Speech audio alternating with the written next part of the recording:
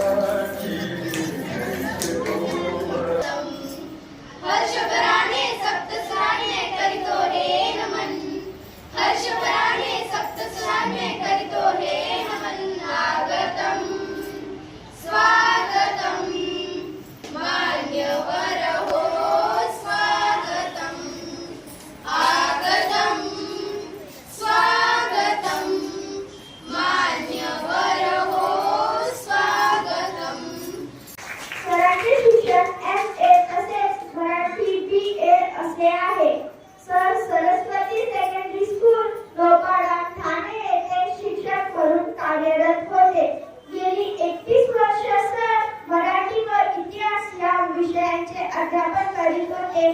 सध्या सेवानिवृत्त आहे. एवढीच सरांची ओळख नसून शेरे सर प्रसिद्ध साहित्यिक देखील आहेत. सरांनी कथा, कविता, निबंध, भारूड, नाटिका, पोवाडा, गझल या सर्व साहित्य प्रकारात लेखन केले आहे. तसेच शालेय सांस्कृतिक कार्यक्रम, संहिता लेखन देखील केले आहे. कवितेच्या वरील ओळी असो किंवा ओळखलं का सर मला पावसात आलं कोणी, किंवा to be or not to be that is the question, जगावं का मरावं हा एकच सवाल आहे. या ओळी कानी पडता क्षणात कणा कवितेची व नटसम्राट नाटकाची आठवण न होणारे मराठी मन शोधूनही सापडणार नाही. ज्या अनमोल व अनुपम लेखणीतून अशा विविध अजरामर साहित्य व कलाकृती निर्माण झालेल्या त्या मराठी साहित्यातील ऋषितुल्य व्यक्तिमत्व, ज्ञानपीठ व पद्मभूषण पुरस्कार विजेते कवी श्रेष्ठ कुसुमाग्रज म्हणजेच विष्णू वामन शिरवाडकर यांच्या जन्मदिनाचे औचित्य साधून मराठी भाषा गौरव दिन जगभरात साजरा केला जातो. मराठी भाषा ही महाराष्ट्राचीच नव्हे तर संपूर्ण भारतातील एक प्राचीन, समृद्ध आणि अभिमानास्पद भाषा आहे. सुमारे 2500 वर्षांचा इतिहास असलेली मराठी भाषा ही संस्कृत, प्राकृत व अपभ्रंश या भाषांपासून विकसित झाली आहे. आज मराठी भाषा कोट्यावधी लोकांची मातृभाषा आहे. 3 ऑक्टोबर 2024 रोजी मराठी भाषेला अभिजात भाषेचा दर्जा मिळालेला आहे. विष्णू वामन शिरवाडकर तथा तात्यासाहेब शिरवाडकर हे मराठी भाषेतील अग्रगण्य कवी, लेखक, नाटककार, कथाकार व समीक्षक होते. त्यांनी कुसुमाग्रज या टोपण नावाने कविता लेखन केले. ते आत्मनिष्ठ व सामाजिक जाणीव असणारे महत्त्वाचे लेखक मानले जातात. त्यांना आपल्या प्रभावी साहित्य लेखनामुळे ज्ञानपीठ पुरस्काराने गौरवण्यात आले होते. त्यांचा जन्म 27 फेब्रुवारी 1912 रोजी नाशिक येथे झाला. त्यांचे मूळ नाव गजानन रंगनाथ शिरवाडकर असे होते. फिरता बाज सोडे किंचित ओले, ते फिरता बाज सोडे किंचित ओले, सरदार सहासरी सावली उठले शेले, रिकबी तटाकडे पाय झेलले, भाले उसळले धुळीचे मेघ सातरी निशात, उसळले धुळीचे मेघ सातरी निशात, वेळात मराठे वीर दौडले सात, वेळात मराठे वीर दौडले सात. माय मराठीच्या शब्दात माया अपार, भावनांना देई ती ओळखीचा आधार, भावनांना देई ती ओळखीचा आधार, साधेपणा दडले सौंदर्य खास, साधेपणा दडले सौंदर्य खास, म्हणूनच तिच्यावर जीवापाड प्रेम खास. मनासारखे सारे काही जीवनात या घडते का, फुले निखळून पडती तरीही झाड सारखे जडते का, भोगावे लागतेच सकला जे येते ते वाट्याला, गुलाब बोटे मोडत नाही आसपासच्या काट्याला, काटे देते म्हणून लतिका मातीवरती चिडते का, मनासारखे सारे काही जीवनात या घडते का. आई, माझा काहीच अभ्यास झाला नाही. आता मी काय करू? आई जरा रागातच म्हणाली, बघ, तू तुझ्या बहिणीसारखा वेळेवर अभ्यास केला नाही. आता काय करशील? तो रडत होता. तेव्हा त्याची बहीण म्हणाली, आता रडू नको, मी अभ्यास केला आहे, मी तुला शिकवते. आणि रात्रीपासून त्याने सगळा अभ्यास केला आणि दुसऱ्या दिवशी ते दोघेही आनंदाने परीक्षा द्यायला गेले. तर मित्रांनो, या गोष्टीवरून असे समजते की आपण नेहमी वेळेचा सदुपयोग केला पाहिजे. म्हणजे ते म्हणतात ना, जो करेल वेळेचा सन्मान तोच होईल भविष्यात महान. निसर्गाचा वारा आला पाऊस बरा बरा, असा निसर्गाचा वारा आला पाऊस बरा बरा, पाण्याने ओली झाली काळी माती माझी, पाण्याने ओली झाली काळी माती माझी, त्यातून अंकुर फुटला कसा निसर्ग नटला, त्यातून अंकुर फुटला कसा निसर्ग नटला. श्रीमंत कोण? रामूने आपले दर दाखवले. श्यामूने मात्र गावकऱ्यांसाठी केलेली मदत, नाती आणि समाधान दाखवले. साधू बसले आणि म्हणाले, ज्याच्याकडे समाधान आहे तोच खरा श्रीमंत. ते ऐकून रामूला उमगले की पैसा असूनही समाधान नसेल तर ती श्रीमंती अपूर्ण आहे. जग निघले असं वाटतं, पण हटले की आठवते आई. डोळ्यात पाणी न दाखवता मुक्तपणे पाठीशी उभी राहणारी ती एकच असते आई. ताटात वाटताना आपला घास मोठा राहावा म्हणून स्वतःचा घास बाजूला ठेवणारी ती एकच असते आई. देव शोधायला मंदिरात जावं लागतं, पण आई समोर उभं राहिलं की देव आपोआप समोर येतो. घरातलं सर्व सामान अस्तव्यस्त पडलेलं असतं. मग त्यांचे आई वडील म्हणतात की आता हे सर्व कोणी केलं. मग ते मुलं म्हणतात आपल्या घरामध्ये चोर शिरले होते, त्यांनी घडलेला सर्व प्रकार आई वडिलांना सांगितला. पण आई वडिलांना काही त्यांच्यावर विश्वासच बसला नाही, कारण त्यांना वाटलं की नेहमीप्रमाणे ही मुले आजही खोटेच बोलत आहेत, कारण ते दोघे जण छोट्या छोट्या गोष्टींवर सुद्धा खोटं बोलत राहायचे. पण त्यांनी त्यांच्या आई वडिलांना समजवण्याचा खूप प्रयत्न केला की आपल्या घरामध्ये चोर शिरले होते, असं झालं होतं. पण त्यांच्या आई वडिलांना काही विश्वासच बसला नाही. मग त्यांचे आई वडील त्यांना म्हणतात की जर आपल्या घरामध्ये चोर शिरले होते मग चोर कुठे आहेत. मग ते मुलं म्हणतात की त्याच चोरांना आम्ही पळवून लावलं ना.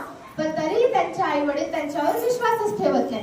मग त्यांचे आई वडील म्हणतात की आता तुमची शिक्षा ही आहे की तुम्ही हा सर्व पसारा आवरायचा.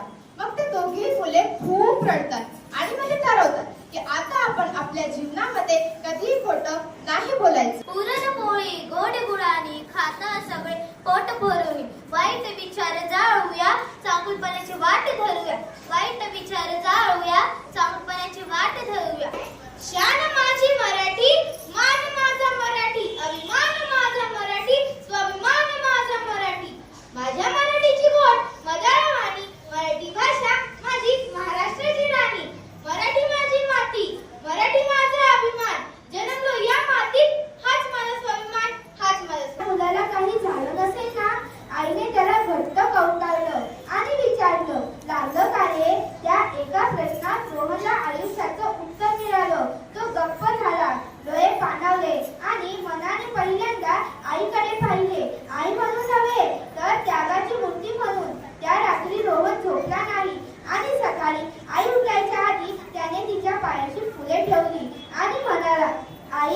आज मला कळलं, मी जेव्हा पडतो तेव्हा संपूर्ण जग दूर असतं, पण तू नेहमी माझ्या जवळ असते. आईच्या डोळ्यात पाणी आलं, पण आज ते वेदनेचं नव्हतं, ते समाधानाचं होतं. अक्षर अक्षर शिकवून आम्हाला शब्दाचा अर्थ सांगितला.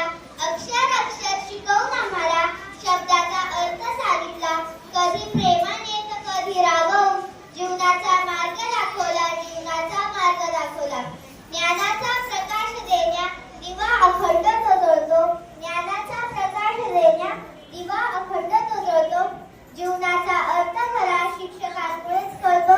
शिक्षकांमुळेच कळतो. अरे मराठी मी तुझी लेक ग, आली तुझ्या दारी मी, विसरून सारे तान ते भान, गाईल मी तुझेच गान, गाईल मी तुझेच गान. वाटतो मला संतोष तेव्हा, वाटतो मला संतोष तेव्हा, जेव्हा गाईल मी तुझेच गान. साखरेसारखी गोड तुझी बोली, आकाशा एवढे हृदय विशाल, आकाशा एवढे हृदय विशाल. प्रिय ज्ञानदीप विद्यालय, आज हे पत्र लिहिताना हात थरथरत आहे आणि मन मात्र जुन्या आठवणींमध्ये हरवून गेले आहे. आयुष्य खूप पुढे निघून गेले, जबाबदाऱ्या वाढल्या, पण मनाच्या एका कोपऱ्यात आजही माझी शाळा तशीच जिवंत आहे. ज्ञानदीप विद्यालय म्हणजे केवळ एक शाळा नव्हे, तर माझ्या आयुष्याचा पाया आहे. झाडाच्या फांद्यांना बला, त्यावर माकडे छान छान, झाडांवर बसतात कोण कोण, झाडांवर बसतात कोण कोण, झाडांवर बसतात माकडे दोन. माकडाचा रंग कसा कसा, माकडाचा रंग कसा कसा, काळा तांबडा आणखी कसा, काळा तांबडा आणखी. आता विश्वात्मके देवी हिने भाग्याने तोषावे, तोषोनी वसत्यावे बसाय दानहे, जे खळांची व्यंकटी सांडो तया सत्कर्मी रती वाढो. ओळखलं का सर मला? पावसात आला कोणी? कपडे होते करदमलेले, केसावरती पाणी. क्षणभर बसला, नंतर हसला, बोलला वरती पाहून. गंगामाई पाहुणी आली, गेली घरट्यात राहून. माहेर वाशीन पोरीसारखी चार भिंतीत नाचली. मोकळ्या हाती जाईल कशी, बायको मात्र वाचली. भिंत खचली, चूल विजली, होते नव्हते नेले. प्रसाद म्हणून पापण्यावरती पाणी थोडे ठेवले.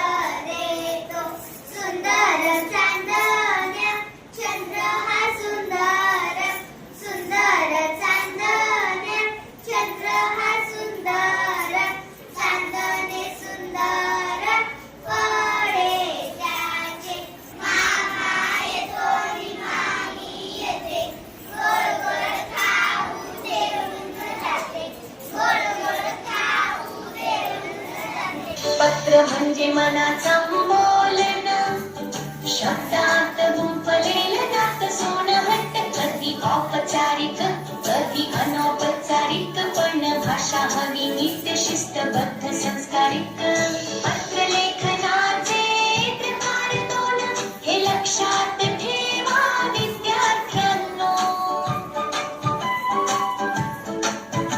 एक औपचारिक एक अनौपचारिक दोन्ही महत्वाचे उपयोगी अभ्यास पूर्ण मी मराठी मी मराठी मी मराठी मी मराठी मी मराठी मी मराठी मराठी मी मराठी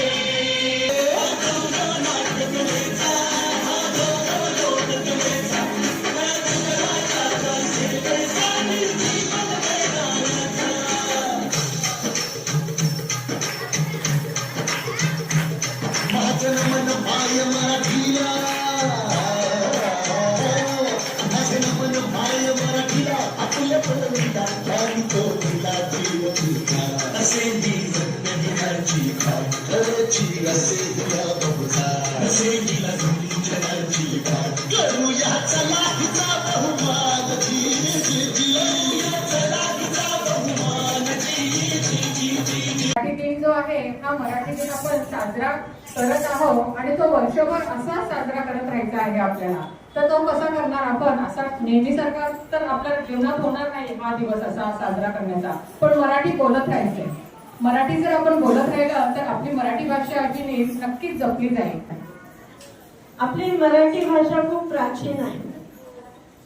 साधारणतः 2500 वर्षाचा त्याचा इतिहास आहे आणि मराठी भाषा ही इंडो युरोपियन कुळातील भाषा आहे असं म्हटलं जातं. इंडो युरोपियन कुळ आता ही काय भानगड आहे तर इंडो युरोपियन म्हणजे मराठी भाषेत असे काही शब्द आहेत किंवा या कुळातल्या भाषा ज्या आहेत मग ती इंग्रजी असो जर्मनी असो जर्मन भाषा असो किंवा मग हिंदी असो गुजराती असो आपल्या ज्या भारतीय भाषा आहेत यातल्या काही शब्दांमध्ये त्यांच्या वाक्यरचनेमध्ये साम्य आढळते. मराठी ही आपली राष्ट्रभाषा आहे. आपल्या महाराष्ट्राला खूप मोठी संत परंपरा लाभलेली आहे. संतांची नाव माहिती आहेत कोणाला? कोणी सांगू शकेल का? सांग बेटा. संत ज्ञानेश्वर, अजून संत तुकाराम, संत तुकाराम बरोबर. संत ज्ञानेश्वर आहे. सांग बेटा. संत नामदेव अगदी बरोबर आहे.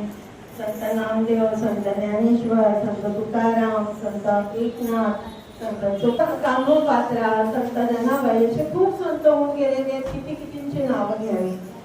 आणखी 2-3 वर्ष इतरत्र होतो पण असा मराठी भाषा दिन मी कधी कुठे पाहिलेला नाही.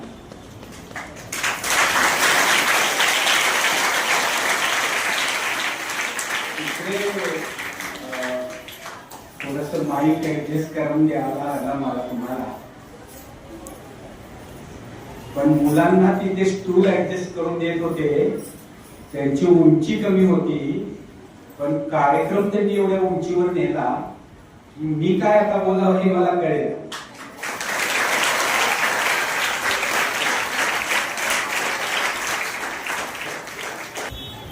मराठी गौरव पीठ कसं असावं त्याचा हा उत्कृष्ट नमुना आपल्या या सगळ्यांच्या मेळ्यानं इथे मला दिसतो आहे. सर्वप्रथम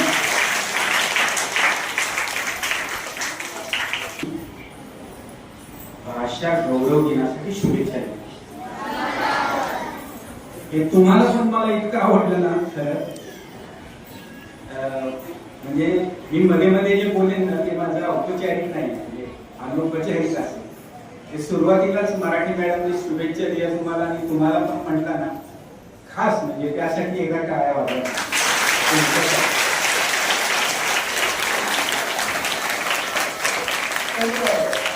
मी संस्थेसाठी भेट देतो. परत एकदा धन्यवाद.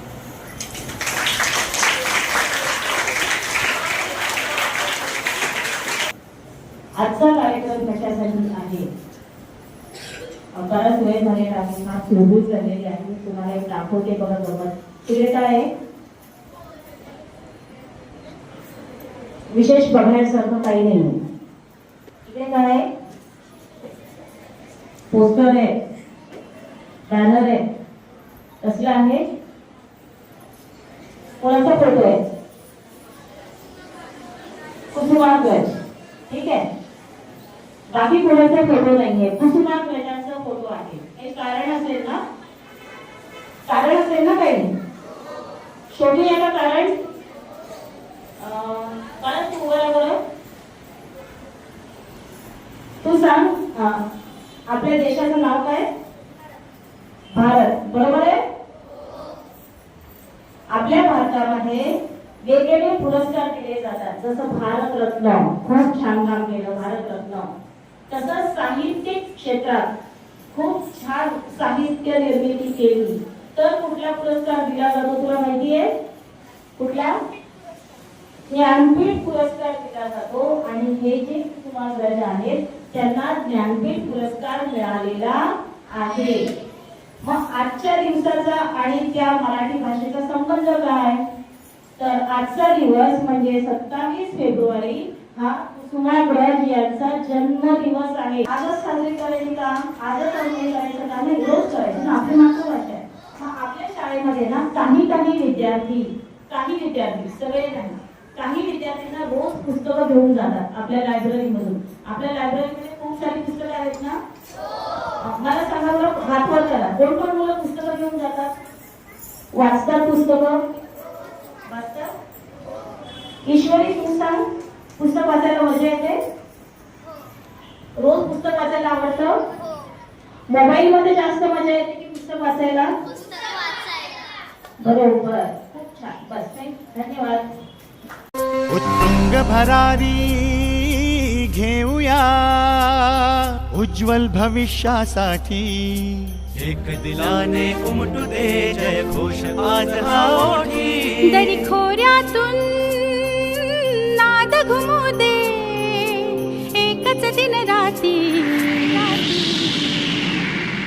मी मराठी, मी मराठी, मी मराठी, मी मराठी.